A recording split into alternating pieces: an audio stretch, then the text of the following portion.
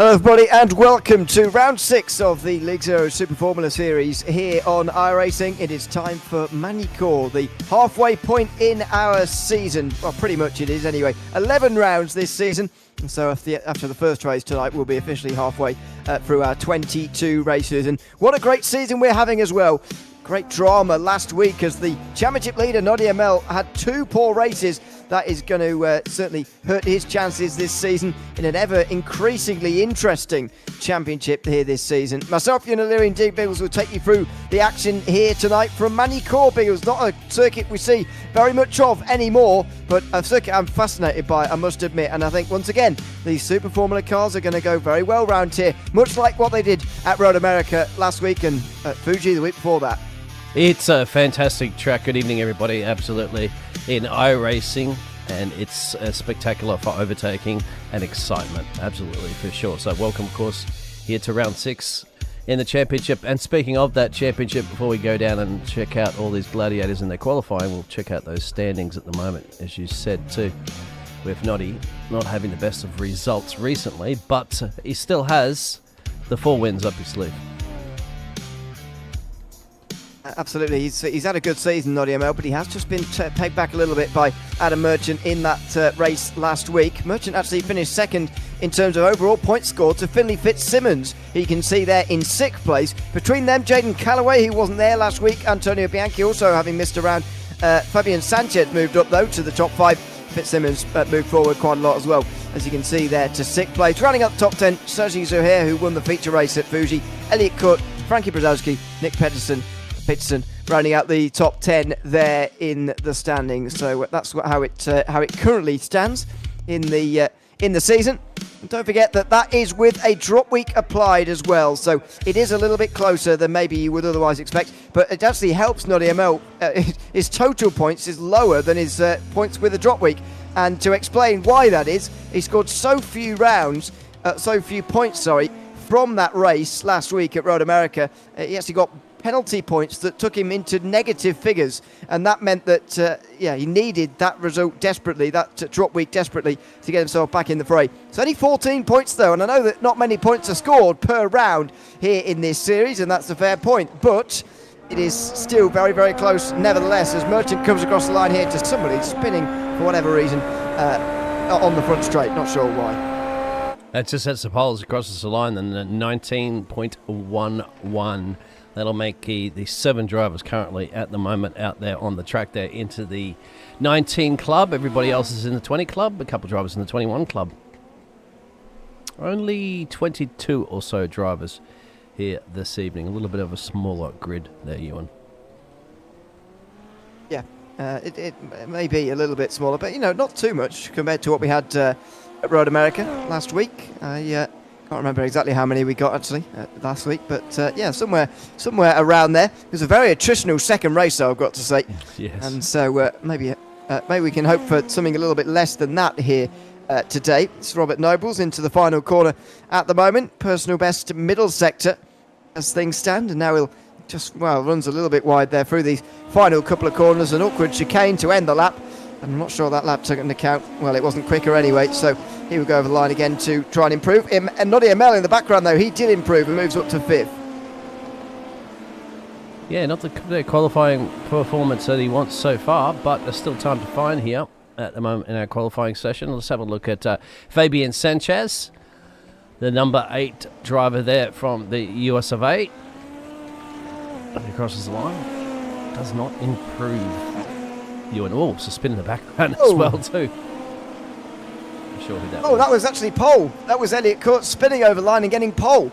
What a weird way to get it. I don't think I've ever seen anybody do that before. Spin across the front straight and take pole nevertheless. He's sort of to blink there as well, his cut. Hopefully that's him just towing, and it is. So he comes back to pit lane now, but that was very weird. Have you ever seen someone spin across the line and take pole at the same time? I certainly haven't. That's a first. Just sometimes you just think it surprises you, doesn't it? The old world of iRacing, you just see something new almost every once in a while. Something catches you by surprise, and there it is. But I'd have to say, Elliot, your car is done and dusted, and you cannot go back out on track. We're going to keep this to realism. You crashed during qualifying? you are out of qualifying. So at the moment, you've set the fastest time, but you cannot get out there and beat it. As maybe Mr. Smeet and JT could, if you can get a nice mighty third sector here. This is not a driver we've seen before, I don't think, this season. JT Smeaton out on the circuit. No, we haven't. First race of the season for him. Currently running in 4th place in this qualifying session, just not so far away from pole position. You're going to get your wish, by the way. Elliot Court's not going to have enough time to get out there anyway, even if he wants to. Yeah. Can't help but notice, by the way, the track temperature right now, 36 degrees Celsius out on the road, which is pretty high, realistically. And it is quite late on in the afternoon as well. We've gone back to May the 15th, 2025. Not sure if there's anything notable happening that day. But anyway, just past 4 p.m, it's starting to cool off, but 36 degrees Celsius is not insignificant, and there are some high-speed corners here to really put a lot of heat through these tyres. Yep, I'm just having a look at our sole French driver here. So he's got the home track advantage here. He's got the home track audience. They'll be screaming out for him, for the Road at Racing driver, to get a good performance around here at home. Adam, let's see if Adam can dethrone Elliot Court, as you'd mentioned, states. Well, he's doing the right thing. He's staying in the pit road. Of course, they don't have to. But I am one. We'll first have a look at JT to see if he can actually hook up this third and final sector.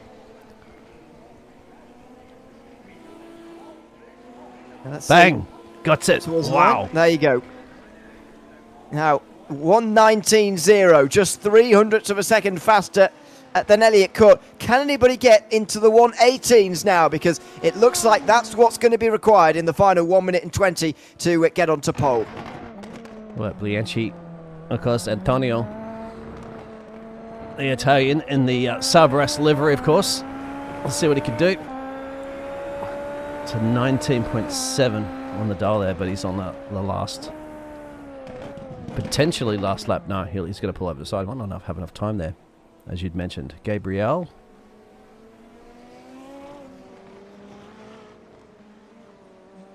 Into the final corners as well. Gabriel Hop. Oh, in the gravel slightly. Hopefully it's not an off track.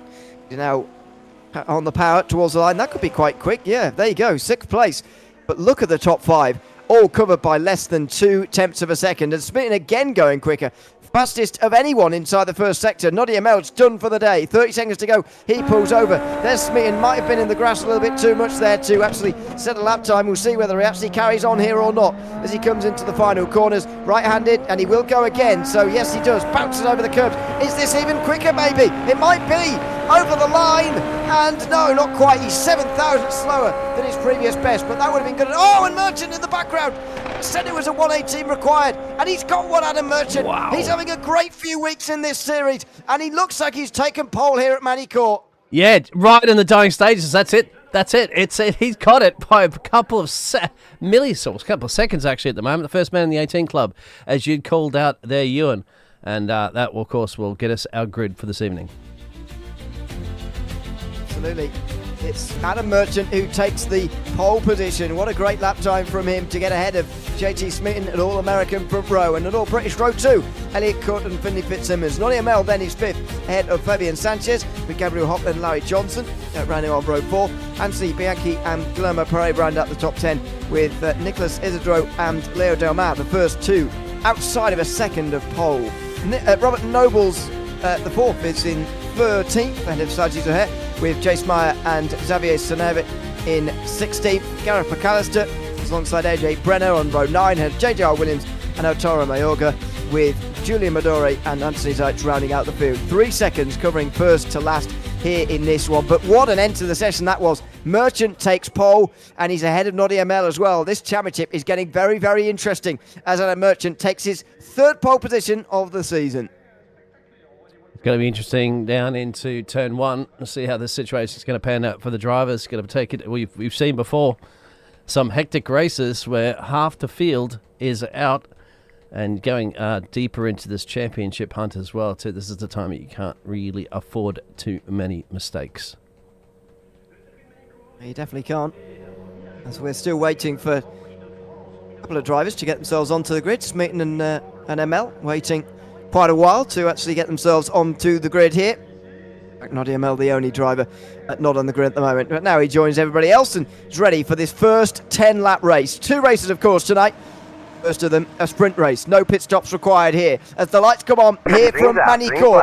Adam Merchant on the outside, of course, with this pole position in this qualifying session. He gets away well and leads into turn number 1. Court and Smeaty go side by side into turn 1 and 2, and there's already a car off in the background. Oh, and a big spin as well for Gareth McAllister, it looks like, who's gone spearing off. A big slide. Oh, and a big spin very nearly there for Noddy ML. He's off the circuit and dropping down the field quickly here. Oh my word, did he hit anything? He looks like his front wing's still intact just about, and so are all 4 tyres, so he's going to be okay. But again, another week where Noddy ML has issues off the start of the race. Yeah, it's not going at all too well for Noddy. He's got to try to make it back now. Think about the feature race coming up.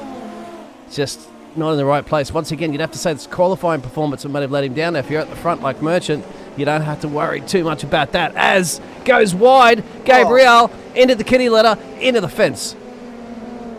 What was that all about? He broke way too late there in time for turn 9. Just a complete switch back. We're now going to one of these slightly odd chicanes, the Imola chicane, turn 12 and 13, before getting on the brakes again for Chateau d'Eau, which is turn 14. Now, a little bit of a straight here, just to bend round through a corner, a bend in the road called chicane, which is completely inaccurate. That's not chicane. Now in towards turn 15. And then the final chicane, which is actually a chicane, but it's not called chicane. Anyway, over the curves, bouncing over they go. We saw so many spins in qualifying. We're going to see some in the races, I suspect, as well. But what a dramatic start. We'll have a look back in a moment at some of the goings on as Bianchi gets past Delmar in towards turn 1 for 8th place, you saw there.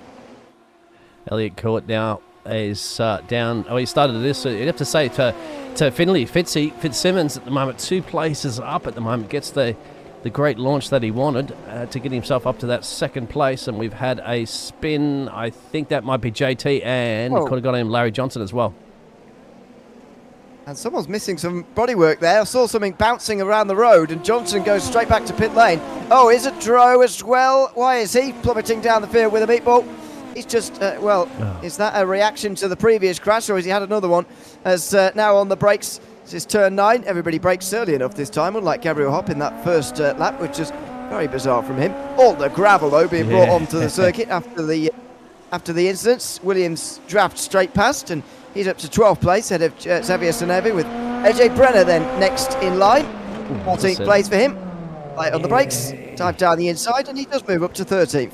Yeah, that's not bad at all. That's confidence, of course, especially if you've got a whole bunch of kitty litter over your tyres too, that you're going to find some traction out there. We will have a look in a second. I know, just a look at this Larry Johnson and JT. Now, I'm not quite sure what happened here. This is all alone. Larry, I think he's pulled off there to perhaps retire the car. That's a slow motion. Oh, it's slow motion, of course, too, but yeah, my apologies on that. There, he's lost it into the corner, and bang. Bang. There you go. So that is Isidro then, who comes in and hits him, I guess. Somebody does, in a multicoloured car. This is in the opening lap of the race.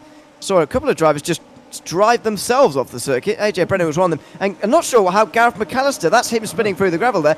Not sure how he managed to do that, really, from that angle there into turn 2. Let's see. Oh, contact. I got clipped. Yeah. He did get clipped by someone there. Yeah, off into that. And this is what happened to Noddy as well. So, he had to take the avoiding action, didn't he, to avoid the very slow car out of the exit, goes onto the grass. Luckily saved it too. Not sure who that was. Maybe could have been. It's pretty hard to say at that point who it was. Could have been that reaction that we saw from those drivers. But going back to live pictures, and Saji unfortunately has gone around. Saji Zuhair through turn 14 for a spin this time round and brings some more gravel onto the racetrack. Let's see how it happened. This is the Imola chicane, first of all. You'll see them go through. You're not going to see too many incidents through there because there's so much runoff, but there isn't down the back end. He brakes a bit. Oh, look, they all follow each other off. Two cars in front of him, that's Noddy ML, by the way, I think. Or maybe it's somebody else in a red car, but ran a little bit wide, and the rest of them just followed. Tunnel vision there. Oh, a switchback. Elliot Court there. Fools Fitzsimmons in towards the tight hairpin down here at Adelaide. And Fitzsimmons keeps the place, but that was a great bit of driving there from Elliot Court and very nearly pulled it off. Yeah, he's been wanting to do that now for a couple of times, so thankfully we got our replays most of the time caught up with, because unfortunately when the session's over it will advance to a warm-up and we have no chance whatsoever to go back and reflect on those replays. So thankfully we got that one. You can see the meatball flags at the moment there from Johnson and Nicholas, who are all in pit lane, joining as well to our Aussie Gareth McAllister. They might be sitting this one out with 4 laps down in this 10-lap race. Dropping back a little Hop's bit. already out of session, by the way. Oh, no! Robert. Owens Nobles there spins and he clips JGR Williams, I think, who also goes for a spin. Oh no, and this is dangerous now. Nobles now he needs to rejoin. There's a gap now. Let's see how this all happened and who he clipped as well. JGR Williams in a very distinctive Williams Formula 1 livery. Oh, he clips the inside curb there, goes for a spin. In a place I said you wouldn't spin, actually. And there's JGR Williams, gets clipped, and that could have been a bigger crash as well. It's carnage down there at the Imola chicane. Look at that, it is. Williams still off. Well, he's been off again, I should say. Yes. Final sector. So anyway, he's down the field. This is Noddy ML again. 8th place. He needs to rebuild his race here. He's not going to get the benefit of that reverse grid from this sprint race. It's another race in which lap 1 has not gone to plan for him. Started to deploy some of that push to pass as well too. You can see in the background there's Leon Lamar and there's Bianchi. So I'll see it's going to pan out with these drivers. That's probably your closest battle you're seeing on your pitches currently at the moment. Here in El Fadance. Oh, look at the gravel. Look at the gravel wow. there. Jeez. That's all over the place. Not sure who's brought all that on, by the way. Whether that was JGR Williams, maybe. I'm not sure. But that's a real mess down there. Somebody's gone off. Oh, and people are spinning on it as well. Xavier Seneve goes for a spin, and he brings even more on. Look at that there. What an absolute mess. I mean, I do like the iRacing gravel system, but when there's so many drivers going off the circuit, it is like a rallycross race. I think Noddy's gone off as well. He has somewhere, I believe. We'll have to have a look at this one because we're looking at Xavier going off. That's it. That's, exactly. They're all off. They're all off there, exactly. It's just so difficult. I mean, obviously, if this was a real-life race, I would imagine at that point they would probably just throw a caution. And then just get some sweepers out there and start sweeping that off the track, mate, because it's a little too dangerous. Yeah. It's very, very dangerous at the moment. And as well, because it's at that section of corners through Imola there. It's a really high-speed chicane, turn 12 and 13. Very enjoyable corners, I've got to say. But pretty much as soon as you're straightened out there, you're on the brakes. And now they've gone through once. They've sort of cleared a racing line. So as long as you're not off the racing line, you're going to be okay now. And hopefully nobody else goes off and it's going to be clear for the last 4 laps of this race. But effectively, as soon as you're straightened out there, you're on the brakes. And that makes it especially difficult as well. Maybe made even more difficult maybe by the fact that everyone's on slightly different lines through there. It's very difficult to create a racing line, really. And that's exactly what they've done now. So hopefully those issues will become less. But that first trip through after the gravel was really all across the circuit. It was really dangerous. Everybody was off the circuit. And sometimes in real life you get penalised too for picking up a lot of that dust and gravel and all that onto the track there because it's unsportsmanlike. It misses the apex a little bit there, you'd have to say, for Finley. And there he will go. So we're going to go on board here for our number 16 driver from the UK, and obviously with a UK commentator in there. Give us a lap around here while we've started another one, obviously. Well, we're about halfway through. It's not a great time to start, to be honest. No.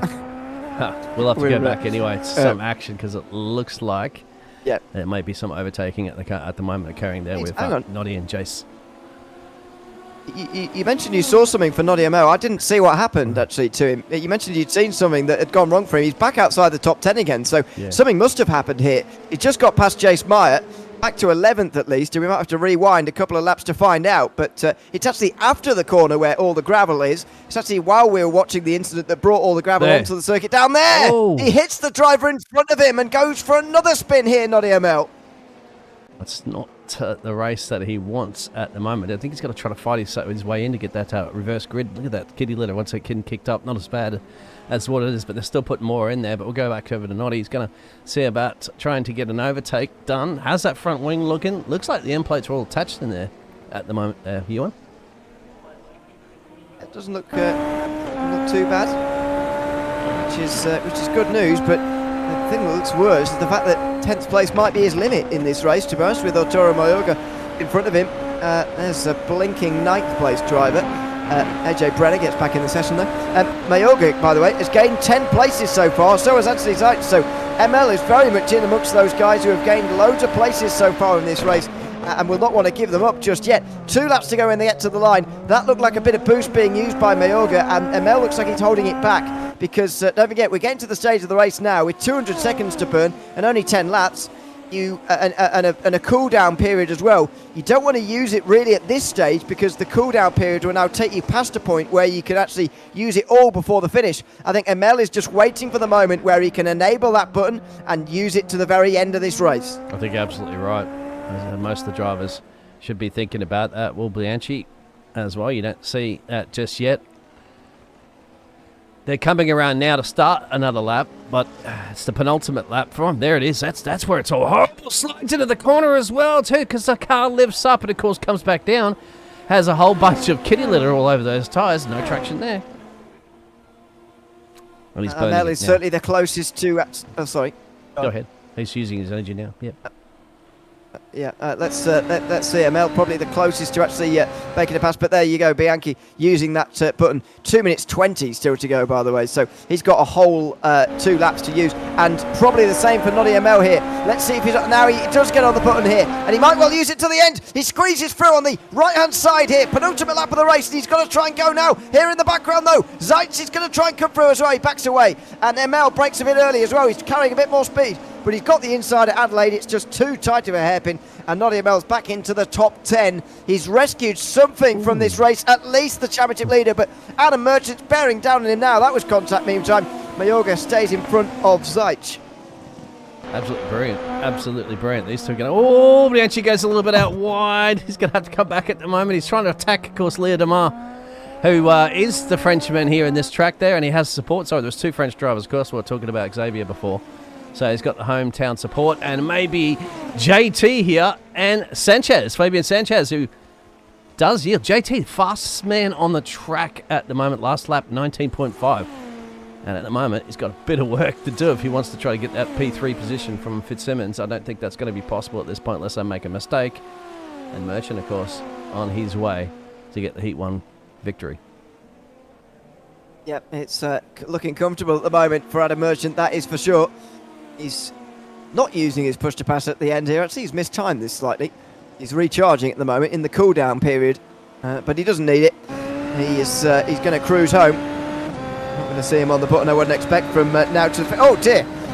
He's noticed that, hasn't he? That someone's brought more gravel onto the circuit there. He had to it's wrong. And off. Whoa. Kurt's got off. Here comes... Oh, they're all across the barrel here. There's a big slide for Fitzsimmons just in front. What's happening down there? Oh, he's off. Fitzsimmons is off. Kurt is off, and there's bodywork going everywhere as well. It's a right mess. JT Smeaton's going to get into second. Meantime, Merchant's off the road. It's carnage out there at the moment, but Adam Merchant's going to win the race, and he's taking a big step forward here in this championship fight. That is for sure. Over the line he goes, and he comes to a stop pretty quickly after the start-finish line. He knows job's done. Smeaton gets to second at Sanchez. Kurt and Fitzsimmons have lost places. Fitzsimmons is still losing places. He's going to lose out to Noddy ML here, I think. Kurt finishes 4th without a front end. Oh, my word. That's pretty hard to say. We'll have to go back and have a look at that one too. As well. Yeah, we'll have to do it quickly. It does, Bianchi. I can't even see where these cars are at the moment. They're all behind. So they have finished through. I know it's the other rest of the drivers will be coming past, but let's have a look. So... You know, by the way, why Zuhair and Sanevi have just disappeared in the middle of a lap? No. It looks like disconnection to me, but they disconnected at the very same time, which is exceptionally unusual. Unless they made contact. Anyway, there's the Fitzsimmons and Kurt incident. That is a real mess. Just slides on his own, Fitzsimmons. Oh, session's gone. We can't replay it. Oh well. Yeah, I have a pet paid hate with that. My apologies on that because, we're missing out on looking at some fantastic action that we wanted to see from that one. But we will have to go ahead and show you the results, of course. Yep, absolutely. So a very quiet race for Anna Merchant, 7.5 seconds in front of JT Smitten and Fabian Sanchez, who rounds off the podium places. Elliot Court in fourth ahead of Antonio Bianchi, who just gets home in the reverse grid places ahead of Leo Delmar, who just misses out. Guillermo Perret gets into seventh ahead of AJ Brenner. Nadia Mel up to ninth in the end, with Anthony Zeitz in the top 10. He got past Chase Meyer and Sora Riogo towards the end. Robert Nobles finished just inside the minute of the winner, and then one lap down for Finley Fitzsimmons. Seiji Zuhair, JJR Williams, Xavier Zaneve for various reasons. Julian Midori 3 laps down. Nicholas Isidro and Larry Johnson finished 8 laps down in the end of that race. 9 down for Gabriel Hobb and Gareth McAllister, with Elliot Rolls. I don't know if he even started the race. No, I probably didn't. So he's down in 23rd. Anyway, a very, very eventful race, I've got to say. And we're going to do that 3 times over in race number 2. A 30-lap second race coming up here. And, if it's as action-packed as that one, then we are in for quite something there. There were cars going off all over the place at all times during that first race. Just wondering what was catching those drivers off. Well, you can see that the clouds are starting to come in here at the moment, but I don't believe it's dry track, of course, as you can see. I don't quite think there's going to be any rain. I don't like popping up the little iRacing overlay, but I will just for a second because I just want to keep an eye on that. No, overcast. Don't see any rain on the horizon. So just a lot of gravel on the track, I do predict, Ewan. It seems more slippery than the rain itself, actually, on this last race. It was all over the road and causing absolute carnage.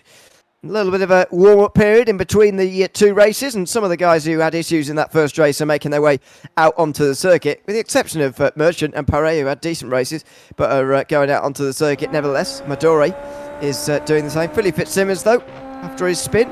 I wonder whether actually, because his spin came on the last lap, I wonder whether that was actually just down to tyres, the fact they were just overheating. He just didn't have the grip anymore through that Imola chicane that we're just about to come up to now. Quite a possibility, absolutely, you mentioned. So hopefully we will get our famous Ewan O'Leary hot lap guide around Magny Cours. And as you can see, all that kitty litter's been most of it. They didn't sweep it up between the sessions, but it's not. No, it's still there. You wouldn't be paid for that. No, you wouldn't be paid for doing a yard sweep if you do it like that. That's a poor job for the marshal. I'm not sure who's been employed at this circuit, but anyway, maybe they went on strike, the French. But anyway, over the line for the start of another. I'm not sure it's going to be a very hot lap actually, but we'll watch it on anyway, as he has 2 goes already at turning in for turn 1. Need to make this as smooth as possible really through these first section of corners, and that wasn't quite. Bit of understeer through there, up into the gravel. Well, he carries on anyway and brings a load more gravel onto the circuit that the marshals are going to do a bad job of sweeping up, I'd imagine, before the race in a few moments time. Up towards Adelaide, this is that extremely tight hairpin. It's actually almost too tight, like a big braking zone for overtaking, but it's almost too tight really for racing. Now 2 small bends in the road before going under the bridge, and nice chicane over the curves. Really allowed to get over the second curves though, there on the left hand side. Now towards turn 9, goes for a later apex there and a run out of turn number 9. That's what you need to do, of course. Turn 10 is not a real fixture on the circuit, if it's turn 11. Turn 12 and 13 is where he came unstuck in the last race, of course, and watch how the newer tyres can grip a little bit better. There's some more gravel, my word. Oh, and there's the culprit. Yep, oh dear, oh dear. Yeah. Goodness me, it's relentless, isn't it? The gravel, it's that was absolutely piles of it. And again, if they don't sweep that up, as if they don't sweep it up better for the race than what they just did for this warm-up session, then this first lap's going to be carnage. Yeah, you're right, absolutely on that one. I'm just going to see if there's another driver approaching it soon. I'm just trying to find. Is it Jay Williams? No. No, we'll have to see whether or not, once again, when Fitzsimmons can come back around and approach it. And that's probably wonder if that's been a call there from race control to say get out there and clean it up. But they're not cleaning it up, by going over it, of course, as you're going to start sweeping it off the track, because once again, the marshals, I guess they're all on strike here in France. They're not interested in sweeping it up, so the only way they can do it is to drive it off. But the session's about to end at the moment, at warm-up session, before we go to our main feature race. Won't get to in time. There we go. Just making a very general comment about France, to be honest. I don't actually know very much about this region at all. I actually thought this was very near Le Mans, but it's not. so I really know nothing about Nevers and the region. So anyway, can't add any colour there. Anyway, this is the grid for the second race. We'll just rip through it quickly because the top 5 is basically all that's different. Antonio Bianchi will be on the pole ahead of Elliott Cook, with Fabian Sanchez starting where he finished the first race in third. JT Smitten and Adam Merchant of the other two have been reversed. I won't read all the other names because you've seen them all in the race results. If you're outside the top 5, you're starting where you finished in race number 1. But it does look like this time we're going to get 23 on the grid. Elliot Rolls is at the back end of the field, and he will join us for race number 2. It looks like a big race it is for Noddy Amel, though. He's got to get his season back on track here, with Adam Merchant starting 4 places ahead of him, rounding out the top 5. That's what it's going to be about, as the trees are all in the way of the camera. So we'll switch over, of course, to another camera angle here, as we're just waiting for one more driver of the Brazilian driver of Gabriel. If you're going to get into that car, otherwise it's going to start for pit lane. Green's out, yes. Green flag. Looks like everybody is going to start on the racetrack as the green flag waves, and we are underway for 30 laps of racing this time at Magny Cours. Let's see, hopefully it's a cleaner start this time. It's certainly a better start for Amel, who's up to 7th, but it came unstuck for him at turn 3 last time, of course. So let's see, he's made a place this time at turn 3 on this occasion. Oh, in the background, a big crash for AJ Brenner, who finds the wall really hard there, coming onto the back straight. Into the hairpin they go. Bianchi leads the field ahead of Smeaton, who's up 2. Caught down once. Oh dear, and there's carnage at the back as well. Mayorga, Williams and Nobles. Oh dear, it's a big mess down the back end. A side-by-side for third meantime. Merchant pushed wide, and suddenly Amel and Merchant are side-by-side. Amel has made a great start. Look at him go into the top 5 now in front of Adam Merchant. Look at the meatball flags at the moment too for the other drivers. We'll go back and have a look at those replays soon. Adam Merchant and Noddy up 4 on this one at the moment, trying to slice and dice his way through the field. And here we go as they slice and dice their way through the kitty litter. What is going on there? They just haven't cleaned the road at all. And you can't go offline there effectively. I'm not sure who it was, but fair play to whoever that was, skating it in on the stones and the rocks down there on the inside, because, as I say, the racing line clears it a little bit, but the off the line doesn't. Big spin for Fitzsimmons. And he very nearly reverses into someone here. Hopefully everybody avoids, and they will do. Fitzsimmons had a great opening lap until that final corner. That's been catch. I wonder if it's still because of all that litter that's all kicked up on the tyres, isn't it? And then they're trying to just absolutely gun-ho it through there, and not realising there's absolutely no stickiness on the track to stick to the surface. But here we go. Merchant wants it back. I think it's more the curb actually on the outside of that final corner. I said in the first race we're going to see some incidents through there. We didn't actually, but we've already got one on lap number 1 here. Amelbo goes down the inside of Sanchez and already goes through on the other Squid Gang racing car. They look like teammates anyway, those two. JT Smitten, meantime, has taken the lead from Bianchi, who gets a good run on the exit. Oh, what a great run it was as well. Out of turn 9, that's a proper way to do a cutback, and he gets his place back straight away. Ooh, goes deep into that corner, but gets very deep into that corner there for a second. I was like, whoa, what is going on?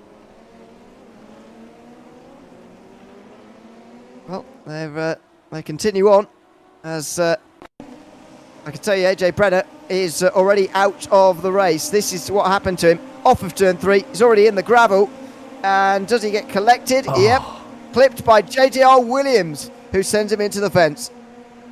Yeah, and JDR Williams is going to see this. Boom. Oh, this was really messy. Yeah. And then he also went off track a little bit, and this is another incident. Oh, there's already a car going off, isn't there? And then he's just he's already got damage. Yeah. He's already got damage. He was involved. Noble was involved in the hairpin.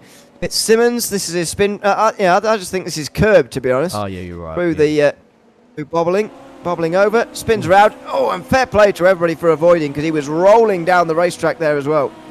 Yeah, he manages to spin actually with enough time to be remaining in the middle of the track there, so people can go to the left, to the right. More likely, of course, they're coming on the exit of the racing line. This is contact. Just only takes a little bit, doesn't it, to turn these light cars around? They do bounce around quite a lot and get pinged around quite easily. There's ML up to 4th, and look at this for Merchant. All of a sudden, it's a loss of points. Oh, wow, big save, huge save for Noddy ML. That was absolutely massive, and Merchant suddenly is back in the game. He's less than half a second behind, but what a big save that could be. Yeah, I was filming. Oh no! As Noddy goes onto those bumps.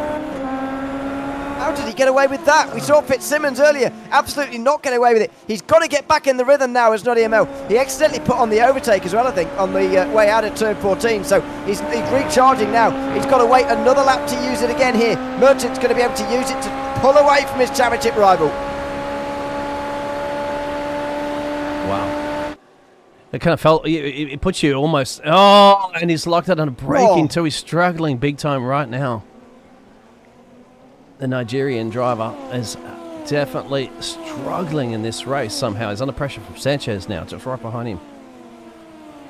Yeah, Sanchez continues to try and regain that position. Of course, Sanchez was running in 3rd place at the beginning of this one, where he finished in race 1. A good evening, a premature evening to AJ Brenner. Says gives himself an RIP and says he's on a bad streak of racing at the moment, which is a shame to see for the driver in 13th place. In 12th place in the championship standings. Yeah, a little bit of a poor run of form, but hopefully can bounce back next week with a better result. This is Elliot Rolls, who didn't actually race in race number 1. See what we're watching here towards turn 14. Spins around. He doesn't spin to the gravel side though, so everybody be pleased about that. Exactly, and this Fitzsimmons as well too. And it's on the exit. Wow! That's a retirement there, unfortunately for Fitzsimmons after an eventful, at least points-paying positions. Here comes Merchant on Blanchie. Well, hello. Well, how's this happened then? Merchant is past ML, of course. We saw that, but why is Bianchi back here? Larry Johnson? Larry Johnson, in the background. He's outside the top 10. Guillermo Perret involved as well. He's off the road. Yeah, they've come together, both got damage. Yeah, both 2 meatballs there, please. I think Larry's gone off, and then we've had a collision from behind. He's had a spin and then contact. Absolutely. Or a half spin. Yep, hang on. Nowhere to go really when you're in that second car in the group. You just end up ploughing into the side of them. How about this man? As you can see, the field getting. Oh dear, who's been off down there? It's carnage down there now as well. Yeah, JT's having an absolute scorcher of a race. So as Merchant sends the fastest lap, we're going to go back to Elliot Rolls, and no, it's come together with the Aussie, McAllister. Oh, and here comes some more rocks. There you go. Have some more of those.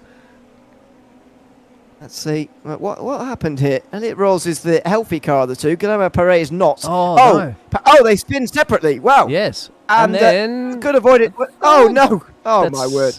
That's because, once again, we're seeing all that. Kitty, don't... Don't they understand the rules that don't rejoin like that when there's cars coming around at a million miles an hour? At least the spotter should let you know. Yeah. Anyway, I wanted to actually ask AJ out there in the chat. Please let us know there, AJ. What is it like driving on marbles like that, driving on stones when it was all kicked up? I imagine he's going to let us know that it's absolutely been awful. Because you can just imagine what rolling a tyre with stones rolling underneath you must be like. It's like driving on marbles, I would imagine. But this is a really, really tricky racetrack anyway. And Noddy ML is back in the top 5 at least, but at the moment he's in danger of losing his championship lead to Merchant. He was so strong in the early part of the season, ML, but he's just lost his momentum in the last couple of weeks. There you go. There's a position. Another good save for the championship leader, as in front of him, Antonio Bianchi, the pole sitter for this race, goes for a big spin. They're going so fast through there. It's lifting up the cars, as you can see. just absolutely chucking them up airborne. You can see he's flying out there, probably just a little bit offline, hits that chicane straight up in the air, no traction when you come back down. I think if you're in a jump, you've got to keep the wheel straight, but the problem is if you're pointed just on the slightest of angle, of course, as soon as the car comes back down, it turns and you're going around. Well, there you have it. Yeah, that goes for the spin. And that is the end of that. Oh, big slides off for JT Smitten in towards turn 9. That was close. Elliot Court is now closing in, and we'll start to fancy his chances now as well. 7 laps about to be completed, by the way. That's about a quarter of the way through this race here from Magny Court. We're not quite yet at the distance, of course, of the sprint race just yet, which was 10 laps. But this one, 30 laps, and will contain a pit stop within it as well. Of course, many drivers have already had a pit stop, but those all unscheduled. Everybody retiring from the race by looks things, other than Mayorga, who's the only one you can still see down there in 21st, still maybe getting repairs done down on pit lane. Over the line for the 2 leaders though, Smitten versus Court, both personal best last time round, but Merchant was faster than both, setting the best lap overall. We're going to catch him. There he is in the picture at the moment, the top 3, and then you can just see Noddy in the background. So we got that from AJ. Thanks, fellas. It's like driving with a 2-wheel drive with no chains on black ice. That's probably a fantastic description of what it's been like. And these drivers still have to navigate some of that, although it's not as bad as what it was earlier. But you can see some of it kicked up there too. Of course, less drivers out there now as well. So 14 drivers out there. Yes, that means less drivers to clear the gravel, sort of make a racing line, as it were. But actually, there's less drivers to find themselves off the road in those situations as well. So it's sort of double-sided there. Two-sided thing. That yes, there are less drivers to clear up the mess, but there's less messes being made with the less cars. But of course, these tyres are going to start to wear soon, and we saw Fitzsimmons, for one, falling afoul of that earlier. And this is some more gravel brought onto the circuit. Bianchi running wide there through turn 3.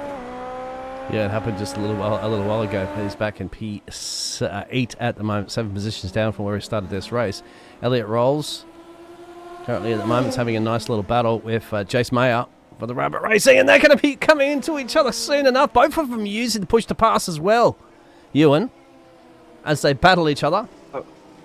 Rolls is Mayer's on a cool down, so not sure why Roll. Oh, through the middle sector is, but yeah, he's on the button, and now surely he will have taken it off before the final sector, where it really doesn't give you much use at all in this first third of the race.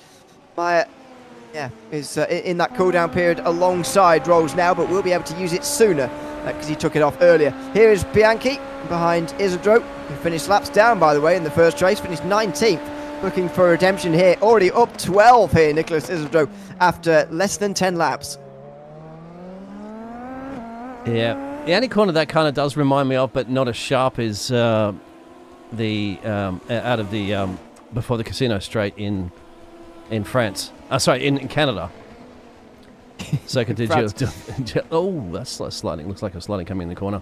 That's actually bringing Sajay into play as well too. He's arrived and he is driving for the number 10. Yeah, he's very much closing in. I think actually it's an exact model, by the way. That, just to go back to your point about that hairpin, the corner name is Adelaide. I think it is the turn 10 Adelaide hairpin. I think it is almost identical to that, if I'm not mistaken. Maybe I am, but I think it is exactly the same. Okay, it does kind of remind me of that. I mean, and they also speak French in Canada as well too, so why not share a corner? Exactly. Although, no, I said Adelaide, not Adelaide. Not oh, Canada. You mean Adelaide, the Adelaide GP? I'm looking for like wide. the city where the street circuit is, as Bianchi goes a bit wide, and Zuhair will go straight through. Well, Formula One used to do the Adelaide. Formula One, Adelaide came alive in 1985 for the Australian GP, but of course it's moved to Melbourne since then. Yep, of course. It's not, maybe suited to the modern day of Formula One cars. Unfortunately, the Adelaide Street Circuit, which does still exist and is raced on every year. I think it still is. It disappeared off the V8 Supercars calendar anyway for a couple of years. Disappeared from the V8 Supercars. I don't know what they're racing. Maybe GTs or something, GT3s or something. All right. I think the Supercars are back though. think the finale maybe is there these days. Actually, it certainly was last season. Actually, you're right. I'm pretty It sure. is. Yes. Yeah, you are absolutely right, because AC/DC are performing there for a concert. What's that got to do with it? Well, I'm just saying, because a big Australian band, one of the biggest in the world, so you get to see the V8 Supercar finale and AC/DC at the same time. If Oh, you I wanna see. Take two, the best of both That's worlds. the thing. Okay. I'm not sure. No, I'm not sure there really, but I'd be sticking around for the one song that I know, and then I'd be. I'll go home. Anyway. Elliot Rolls. Oh dear. Elliot Rolls goes for a spin, into the gravel a little bit, and rejoins. See what happened to him on the way through the Imola chicane. Oh, gets himself a little bit on the grass and goes for that spin indeed, but again avoids the gravel. You'd have to imagine, by the way, that some of these corners are similar to other ones around the world, because as I say, some of them are modelled on other circuits from around the world. So, as I say, Adelaide, which is the hairpin down there, turn 5, that's modelled on turn 10 from Adelaide, the big stop after the fearsome turn 9, which is a better corner, frankly. Estoril, turn 3, is modelled on the, I think, final corner at the Portuguese circuit. The Nürburgring and Imola chicanes as well are modelled on those tracks, but I don't see the similarity, I've got to say, between those two chicanes and the ones that we have here at Magny Cours. But everyone says COTA is sort of groundbreaking for modelling some of its corners on the on other circuits. Not necessarily a new thing, because from 2003 this circuit has been doing the same. And well, the thing I do like about the Texas circuit there in COTA is the climb uphill to turn 1, the blind corner up there. That's fantastic with the de-elevation changes, because you don't get a lot of elevation changes, and obviously there's Middle Eastern tracks as well too, so just keep them completely flat. But what's interesting, and I wanted to just ask you out there, AJ, too, because we're looking through the visor right now, Bianchi, and just wondering, you've got tear-off strips and things like that, but how much does that affect your visibility too, when all those stones and grit and all that sort of dust and start kicking up as well, from a driver's perspective, I'd imagine. We have the luxury, of course, of all these external cameras, but they don't. Yeah, we've seen it in iRacing for a long time. The muck that you can generate on the visor, or indeed the windscreen. A lot of people were saying sort of, iRacing doing this all in the wrong order, because they had a pretty good system for that before they even had a day-night cycle or rain. Of course, that's very recent, but a day-night cycle was a very long time ago. And it kind of felt like, yes, getting rubber kicked up onto the windscreen or the visor is exciting or whatever, but a day-night cycle would be nice as well. But we've got all of those things now, as McAllister gets overtaken by Elliot Rolls. Another crushing defeat for Australia at the hands of Great Britain there. It's a turn 5. We'll see who's holding up that World Championship trophy at the end of the Formula 1 season, eh? I'm not they do not represent those two nations, I'm afraid. That's an individual title, and I'm not going to. You mean for a team battle of who will be driving for Alpine? Because are they going to bring Jack Doohan back? I don't really. I don't. Okay. No. I don't know. I was rather talking about the overall championship, to be honest with you. But anyway, it's not quite a national competition.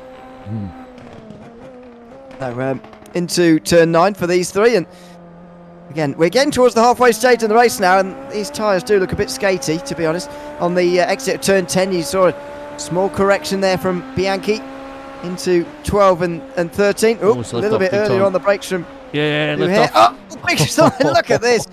These tyres are falling away from these guys now. The track temperature not that severe anymore, actually, just 28 degrees on the circuit, but Elliot Court decides enough is enough, and 2 laps short of halfway, he's already in. Yeah, that's probably... Let's see how it pans out. Let's see if he can do something with some fresh tyres, get out there and put some absolute banker laps in there and see if he can steal a couple of positions away. On the exit he goes as Sykes joins him in pit lane. Court should find some clear air, although if these three start to fight really quite fiercely, then they will very much be holding up Elliot Court at the front of the field, or contending anyway to be front of the field. That is going to be easy for Bianchi. On the button, the other two have got a cool down, by the way, because they used it last lap, so Bianchi just uses it very, very smartly there. Watches the two in front of him battle, using up their push to pass and says, I'll just wait a lap. Well, you've not got it available to you. I'll use it. And I've still got nearly 3 minutes left. So I'll just drift straight past you. Hopefully not drift off the track, as he just had a couple of off-track excursions before. But you can just see he's pushing it. He's pushing it. Sometimes pushing it a little bit too far. Running a little bit wide. But what some fantastic saves that the Italian has had here this evening. Yeah, he has. Saw it through this corner last lap, and again he's forced to correct a little bit. I do understand these guys continuing on though. You might think, well, why don't they just come in for some new tyres? But because of course you can't refuel in this series, it's only tyres they need to take at the halfway stage of this race. But I absolutely understand wanting to make it at least to lap 15 here. Don't make this second half of the race even more difficult for yourself. And you just don't know how much that is kicked up onto the track as well too. That also could be a play, isn't it, as to why it's been a little slippery down there. Some of the grass being kicked up as see Blanchard's a lot more confident going into the turn. They both run wide. Wow. And that's what's going to be kicked up on his visor there, Ewan, as we're going to just take a little geezer. I think it's not too bad. No, not too bad. But the bigger problem is the halo that's in the way. Yeah, they turn that off, look dead ahead. I believe the drivers, they have an option, of course, to turn that off, which is fair play. They have the option, don't they? Yeah, they do, just to make it invisible-ish. But, of course, because you can't turn your head to a screen unless you're in a VR, of course, so it is quite annoying being permanently stuck in the middle. Yeah. It's not quite the same in real life when you're sort of looking around it almost as you're going along. You've got a very fixed view on a monitor, on a single monitor, if you've got that set up anyway, as they come through 12 and 13. I do find, though, it's not quite as annoying, actually, when you're driving than what it is when you are looking at it from that onboard camera we were just watching at, because, you looked dead ahead and you see that and you think, that must be annoying. But actually, when you're a driver, you're not actually looking dead ahead very often, you've got to remember. You need to be looking quite a long way further up ahead and looking for the apex, looking early out front. So, and indeed, you can still see the car in front of you, as you can see here, even though it's dead ahead. The car's a bit bigger than the little bit of the halo you can see there, but the dirty air that Bianchi's suffering with there is just really killing him here, and he's just not able to stay close to Nicholas Isidro through that section of corners where he really needs to if he wants to make this move by the time they get down to Adelaide. Oh, deep on the brakes, and look at that, he very nearly rear-ends Isidro. This is a show here from Bianchi that he is much stronger on the brakes down towards turn 5. Much more confident, of course, yes, exactly. Through here, he just has to lift off a little bit, doesn't want to run too wide on the track as they're taking a weird entrance into that one. And as you can see, it was for Nicholas as he goes sliding. I was just about to say it's almost like a Ferrari driver staring into the back there of the United Colours of Benetton that was piloted by Michael Schumacher back in the day. Oh, Blanchard's off. Bianchi's off. He's on, and he's off. Oh, wow, he very nearly comes back on and clatters into Isidro. Now the gravel will start to litter the track because Bianchi is off the road and he's going to bring load on there. Look at the snap he's had here. Really big crash. And it could have been a lot worse for Isidro as well, who saw it coming, actually. He just turned out of that right at the last moment. That could have been massive. And we've seen him slide again and again, Bianchi, through there. He's got to come into the pit lane now because that car has been getting away from him all day. And finally now it has done properly. Look at this. Super close it went through there, my word. He must have spotted him. I think you're absolutely right. He must have just saw him. Yeah, Bianchi comes in at the moment and says, those tyres are cooked, thank you very much. Give me 4 fresh stickies. Shove them on there and get me out there, and let's see what the pace that he can have with fresh tyres now. Goodness me. It's time to come into pit lane, that's for sure. Most recent retirement, by the way, Elliot Rolls, just a few laps ago. So just 13 left in the race. We had 22 start, by the way. It's been a very attritional race, but the second race generally is. This is what happened to Elliot Rolls. He's had a number of spins here, not least through this section of corners. Oh, we saw that one before, I think we've seen that one before, but that's just one of the parts of his story here today as to why he's called it a day at the very end. Yeah, there you go. That's the second time around He's had enough. Done that. Yeah, he's had enough. That's understandable. It's just one of those races sometimes you go, look, I just can't keep it on the track. I'm not coming back to France. I quite understand, by the way. He's saying, I'm done with France. understand, by the way, why these guys are carrying on so long, past halfway. Leo Delmar's in, but, we're still waiting for loads of drivers in here. in this race. Gareth McAllister's not been in yet, and Julian Madore as well. And then the top 6 are all still out there for some reason. I don't really see the benefit to this, to staying out this long.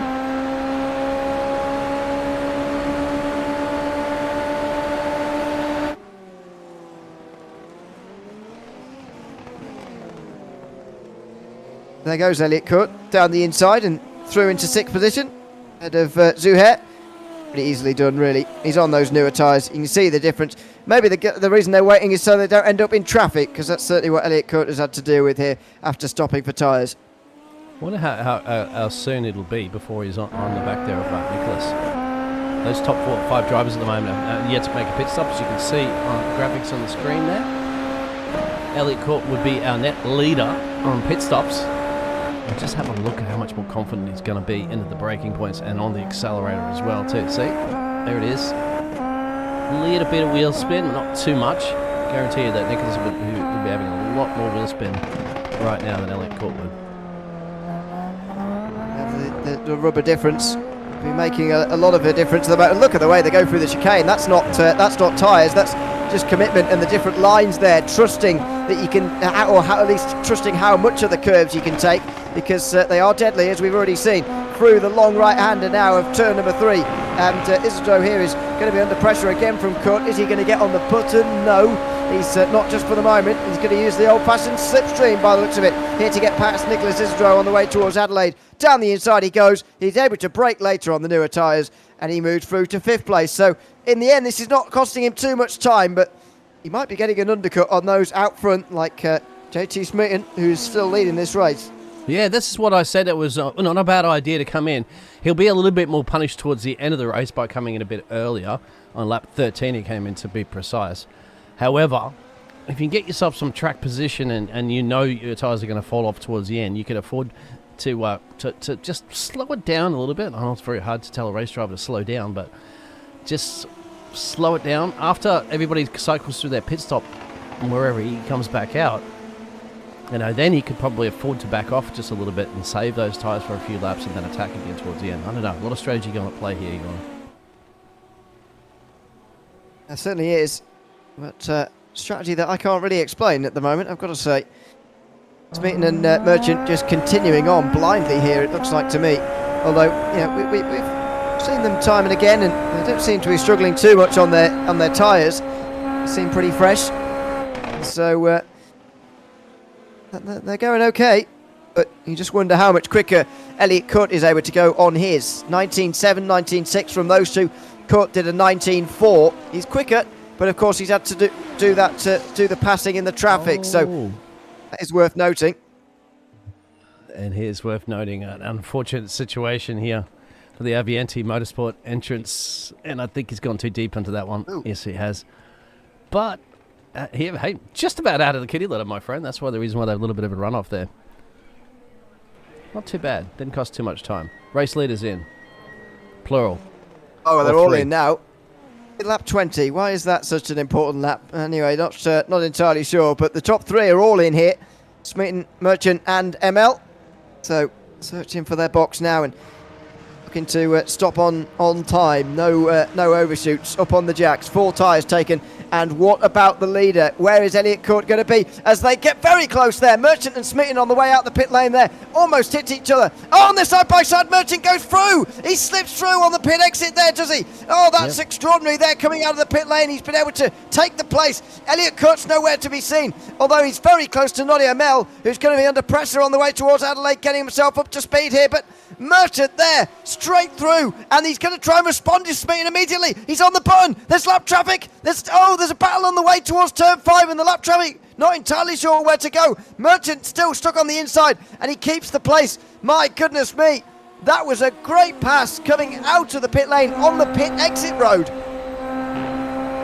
Brilliant job. At some point, I'll see if we can get a little bit of a replay back on that one, because I was just trying to have a look to see where Elliot was going to be in correspondence to the rest of the drivers, but he is back at that P5 position. You can see him just in the background behind and putting massive pressure, I'd have to say, on the moment on the back there of Amel, who's trying to get the temperatures up in his tyres after he came out of the pit road with the rest of those other 3 drivers. And here it is.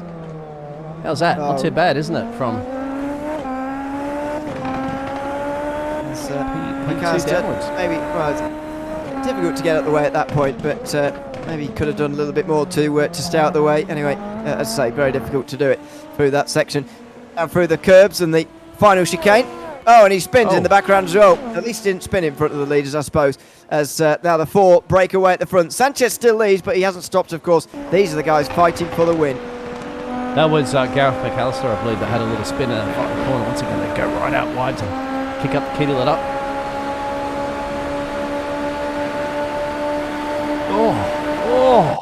Oh.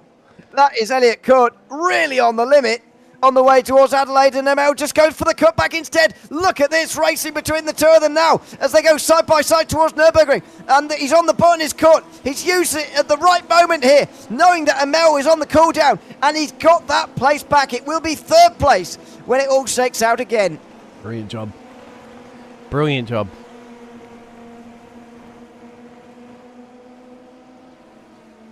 Goodness me.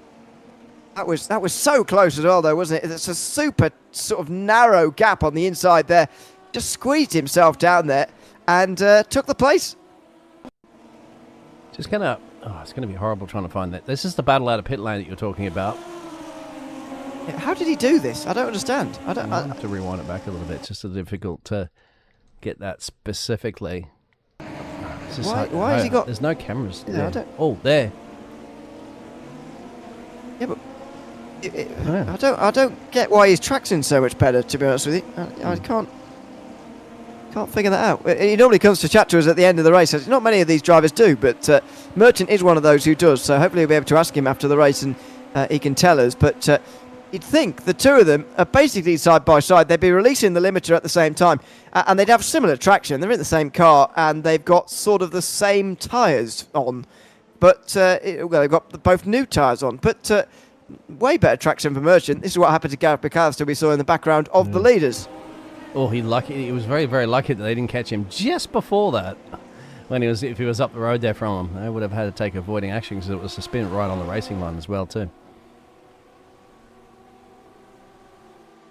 Absolutely. Well, this is that was lap traffic. Yep. There's McAllister again running wide to let another 2 drivers through, and fair play to him for that, because we don't want to see lap cars interfering with these battles for positions inside the top 10. Key battles there as well. As Sanchez comes in, 7 laps to go. He's left it late, but he's finally in. Yeah, wonder what sort of position and time he's going to come back out as. Elliot Court goes through, Noddy will go through, Leo will go through, Nicholas might. That's going to be interesting. Not sure. Yeah, he's already rolling. Sanchez. Yeah, he won't. Actually, Sanchez will come back out in that P5 position. So you'd have to say, do you think it's worked out for Elliot by coming in a little bit earlier? And he came on lap 13. The rest of those drivers mainly just came on lap 20 or 23 for Sanchez. I think we're about to enter a very, very interesting part of the race, because Court is, at the end of lap 26, going to be into uncharted territory in this race for tyre life. He's going to be experiencing tyres older than he has experienced at any point in this race so far, in this evening so far. So I think he might struggle to finish on the podium. Having said that, Noddy Emel's lost 3 seconds in the opening exchanges here, not got off to a good start in this stint. And if Court wants to gain any more places, he's going to need 1.5 seconds, 2 seconds before he even starts making overtakes. So I think this could be pretty difficult for Elliot Court, because, as I say, he only did 13 laps in that first stint. He's got to do 17 in this second, and he's about to get to the end of 13 laps in this second stint now. I want to see what up. Court just set the fastest lap, believe, on the last one, so I don't think there's any fall off just yet on those tyres. I think he's happy with them at this stage. Got to remember too that they're also going to be significantly lighter than what they were at the start, so it should be a little less punishing on the tyres. Well, that's true. Maybe that's why he's gone for that slight mismatch. But we'll see what it's like as we get to the halfway stage here of this stint, I should say, and towards the end of this stint for Elliot Court. Does that car begin to slide around a little bit? We'll just watch the traction zone here off of turn 9. Is he fighting it? Well, not really. I mean, that initial bit is sort of self-induced because he's trying to get the power down too early, but the stuff you'd be worried about is the stuff like Bianchi was experiencing through here, and that car looks absolutely planted through there, which is a good sign. Yeah, a little bit of an indecisive oversteer moment there as he adjusted to it. He did use that push to pass before, so he's on a cool down currently at the moment. That may explain why that last lap was the fastest lap in this race so far. I love those series of corners. It's frightening and it's absolutely thrilling at the same time. He's at the fastest lap of the race, Elliot Court, so he's clearly not slowing down just yet. I also think actually that these guys are so evenly matched now, the top three, that they're just not going to be able to overtake each other either at this stage in the race. There'll become a point quite quickly when they can put the push to pass on and just leave it to the end of the race because they are so close and they've got so much saved up, I would imagine, push to pass. You know, I think well over 2 minutes, I would say. So, yeah, they'll probably leave that there for the last moments of the race. Do you just think it's a little scary to keep it up, the push to pass on during the whole laps, considering some of these parts of this track are absolutely terrifying, and you could be just committing too much speed through there, and you increase yourself the chances of going off track there and losing those positions?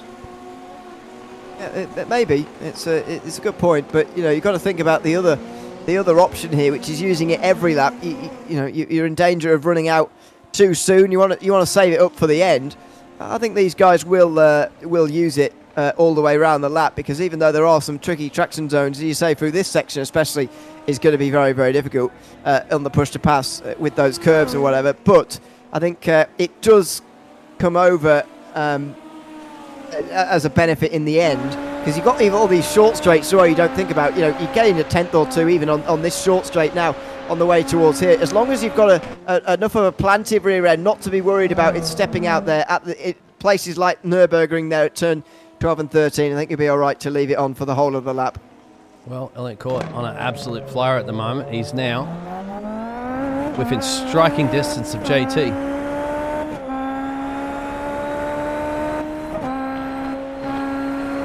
He is. Can he get through? I mean, he's now in uncharted territory, as I say.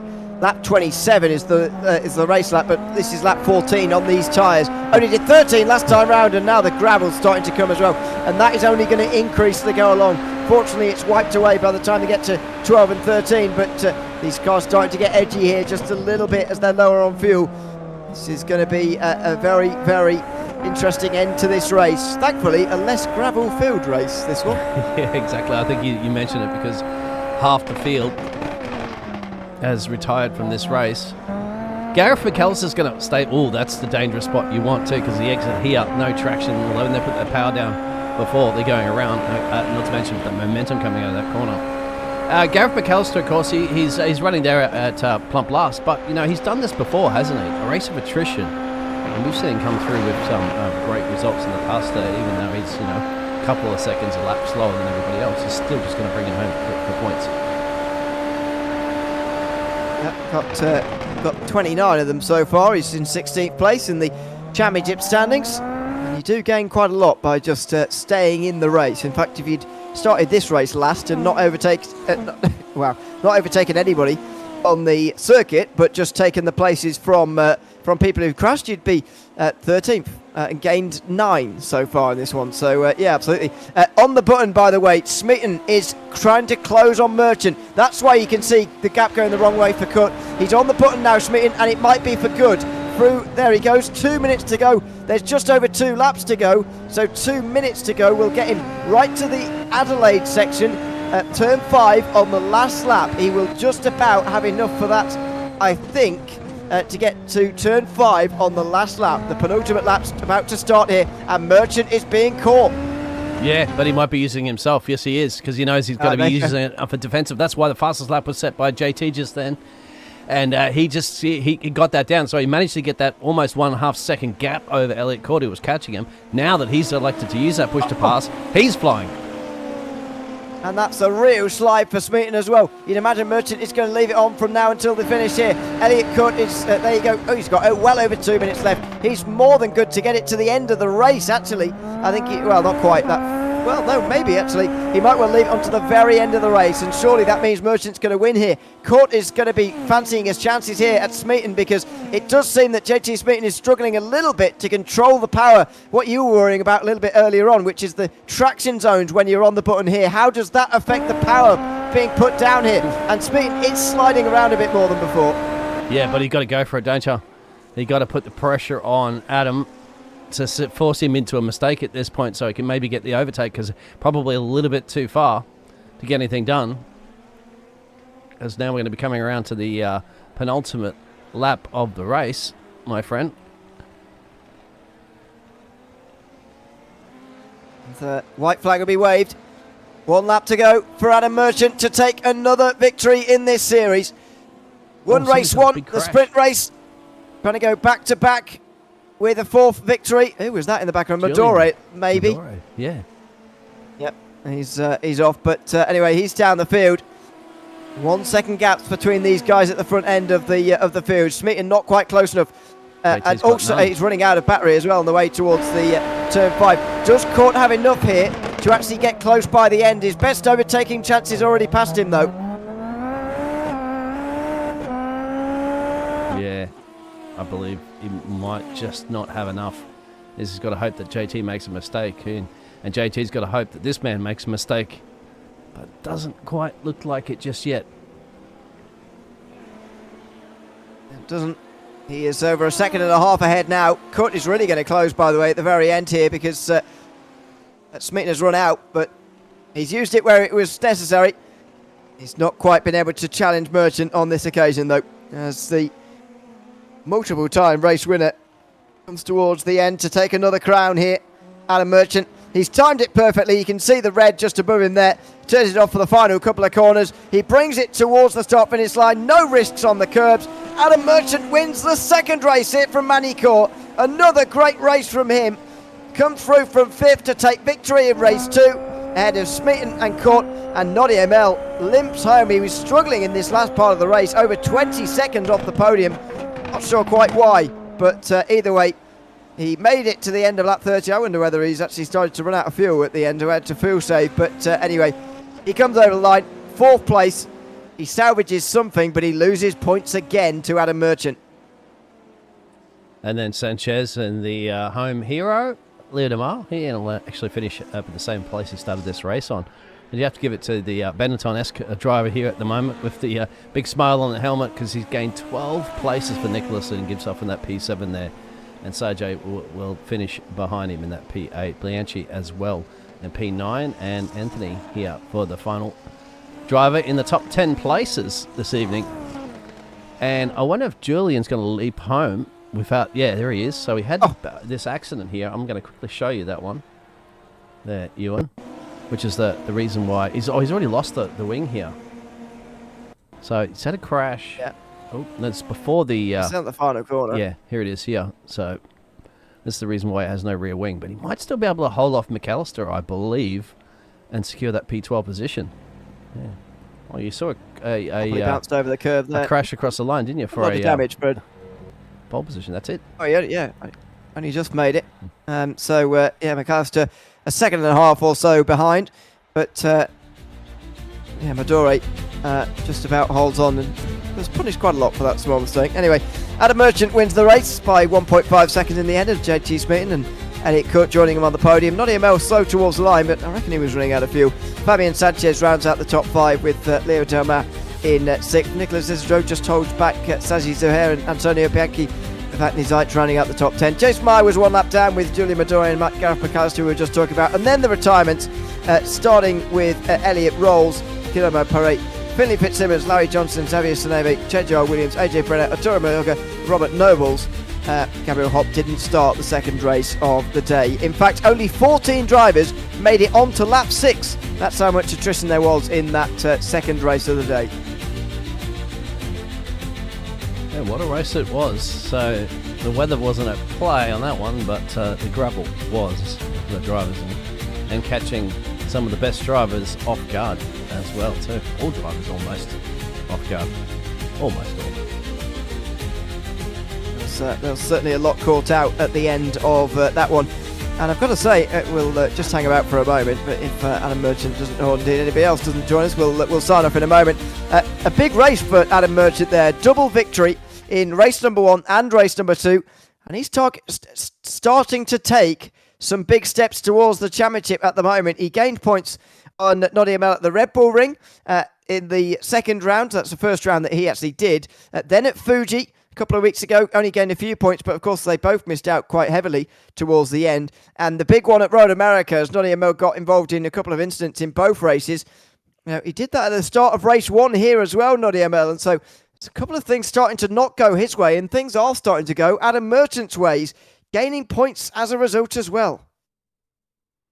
Just quickly have a look at the race restart here. The start, as you can see, from Adam Merchant.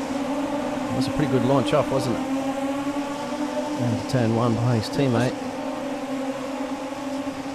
It wasn't particularly his start that he actually got particularly right here today. It's Nottingham who really got his start right. You can see him in the red there, just closing on Merchant, who now gets on the button coming out of turn 3 and starts to try and use it on Sanchez. Ended up dropping down the field a little bit in this second race, but there's Amel in the dark red. Went from quite a few positions behind Merchant to right alongside him at one stage pretty early on in this one. But yeah, there was the positions being made out of Adelaide, side by side with, I think, Elliot Court, that is. Great racing between the two, and there it is. There's the moment. Runs wide, and yeah, this is where Nottingham makes the great start. He's going to pop through. There he is, ahead of his championship rival. Yeah. But would you also have said that Merchant's race was also won because of the pit lane exit that he had earlier, wasn't it? That was... Yeah, a little bit. Fantastic. JT Smeaton, for whatever reason, didn't just accelerate, really, on the exit of that for whatever reason. Just want to see if I can get a quick replay of that. Yes, that's basically how Merchant won the race in the end. He got a second advantage and didn't look back from there particularly. So this is them going in the pit lane. The run into pit lane. Yeah, we'll quickly show the whole pit stop actually because it's not too long. Hopefully the buildings won't block it. Might well do. Into the lane. And they both hit their marks nicely. That wasn't the problem. But slightly quicker pit stop for Merchant. Maybe he was slightly lined up better. See him off the jacks and immediately gets off better to launch off of the jacks. And then as they disengage the pit limiter, just comes through. And you don't see very many passes like that through on the inside, coming off the pit exit. Nothing wrong with that, by the way. Nothing wrong with that, but something you do not see very often.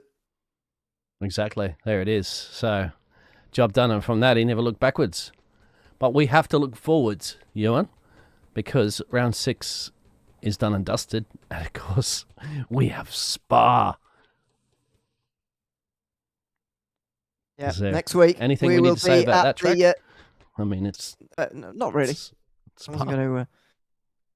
I wasn't going to say too much. It's rather introduces itself. So very much hope that you will join us for that in a week's time. It's going to be a very, very exciting round of this championship. There's no doubt about that. Again, another track that suits these cars so well, as so many of these do actually in the latter portion of the season. These Grand Prix style racetracks, really great for Super Formula Series racing, which we have here. A big thanks to everyone who's been tuned in here tonight for this round of the championship. At Magny Cours, round 6, I've been Ewan O'Leary alongside Dean Biggles, and until we do in 1 week's time for the Spa round of the League Zero Super Formula Series, it's goodbye for now.